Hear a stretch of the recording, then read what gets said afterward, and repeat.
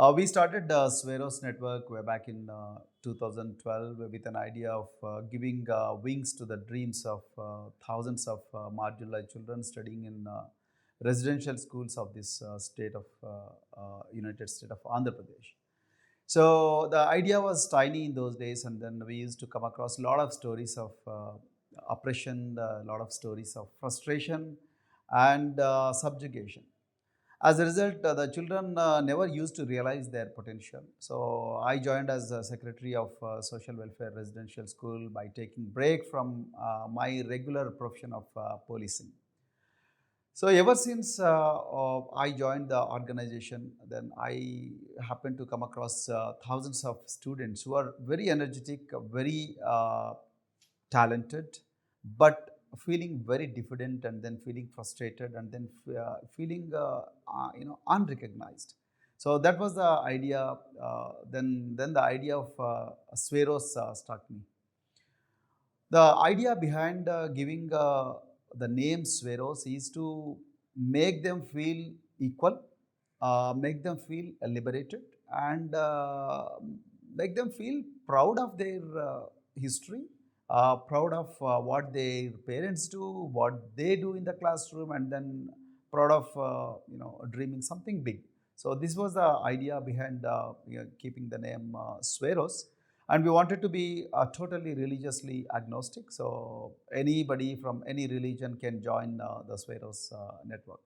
So we wanted to focus on three things. One is education, second is health, and then third is economic empowerment. So that was the idea with which Swaeros started.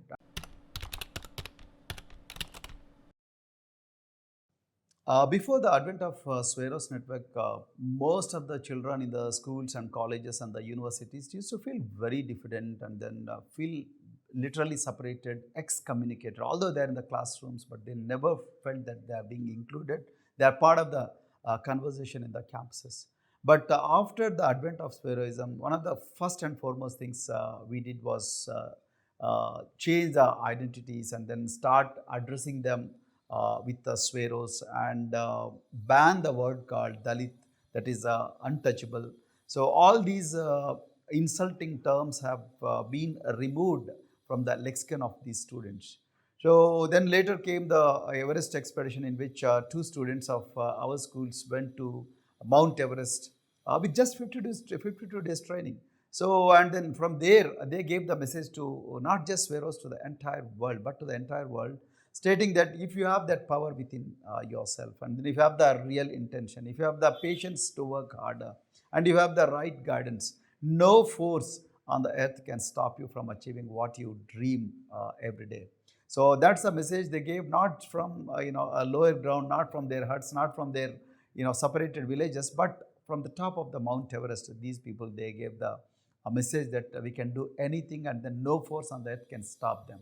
So that gave a lot of fillip to the Swaero movement in the state of Andhra Pradesh and then Telangana, in this part of India. So from there, so then they became the reference point. In the classrooms, they started becoming the part of our conversation. And in the communities, the conversation started changing. In the office spaces, the conversation started changing. And everywhere, a new reference point has been added to the daily conversations in the state of Andhra Pradesh and Telangana. Ever since that kind of achievement, ever since that historic achievement, the students started doing great things. A lot of them got into medical colleges, a lot of them got into engineering colleges.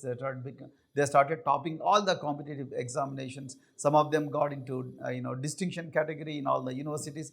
Wherever they went, they started doing great things, and then their confidence levels got a real boost. So with that, the parents also then started talking about them, and the parents stopped drinking.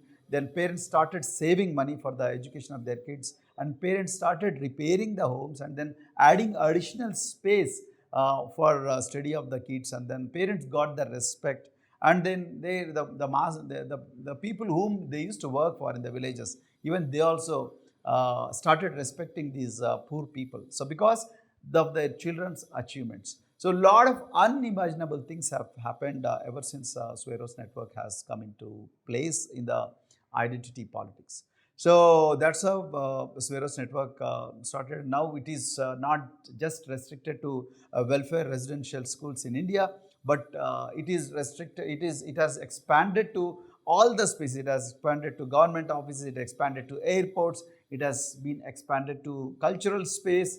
Now it has been expanded to business. So everywhere we have people who are calling themselves as Swaeros, and Swaeros has finally become a synonymous to the concept where a way of life where you defy the gravity day in day out, and also try to be try to be equal, and also try to achieve the things which were oftentimes which were earlier called as impossible.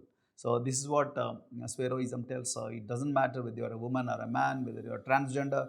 It doesn't matter whether you are scheduled caste or scheduled tribe, or backward class or upper class or whatever. So whichever context it is, whether it doesn't matter whether you are white or black or brown. So it doesn't matter. So it doesn't matter whether you are in Africa or Indian subcontinent or American continent. It doesn't matter at all. So if you call yourself a Swaero, the 10 commandments will guide you. So 10 commandments always tell you are not inferior to anyone.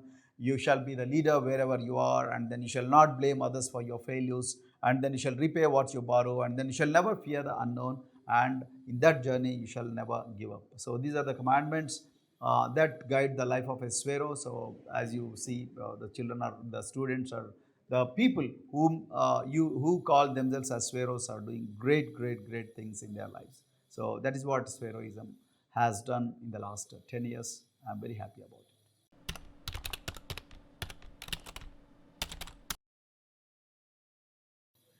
In the last 10 years, Swaeros has gone to every corner of this state and then this corner of this country. So we have Swaeros in all the universities. So we have Swaeros in all the premier institutions in this country, and then some of the best universities in the world. And they are not just making their families proud, but they are making this entire oppressed communities in this country proud, and then they are making, in fact, the country proud.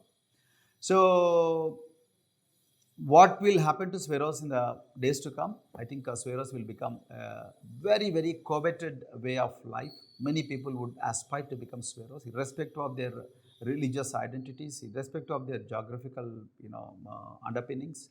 But they will definitely love to become a Swaero and achieve great things in the life. So I foresee a great future for Swaeros and then Swaeros Network and all the organizations who are working under the part of the umbrella of Swaeros Network. I think Swaeros will become an alternative identity that will that will be emblematic of all those things which really look impossible, all those things which resemble or which reflect the equality, justice, liberty, and fraternity, as Dr. B.R. Ambedkar has rightly said in the preamble of the Indian Constitution. That's what is the future. That is what will be the future of Swaero Network and their guiding principles. Thank you.